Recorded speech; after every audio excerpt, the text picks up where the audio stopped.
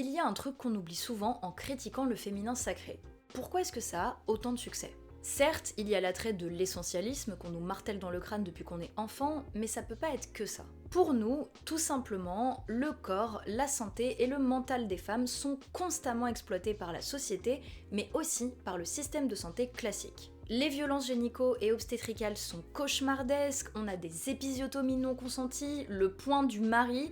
Allez vérifier ça sur Google, mais on vous prévient, c'est très hardcore. On est constamment sous-diagnostiqué, notre douleur est minimisée et les traitements sont souvent testés pour correspondre au corps des hommes cis. Un excellent épisode d'un podcast à soi analyse ces maltraitances. Et évidemment qu'en fait, il y a plein de femmes qui vont se tourner vers des espaces alternatifs pour récupérer un petit peu de dignité. D'autant que, vous ne le savez peut-être pas, mais les femmes ont plus de chances de développer des maladies et ou des douleurs chroniques qui souvent sont liées au stress dû aux violences systémiques qu'elles subissent. Et globalement, la médecine ne s'en occupe pas beaucoup.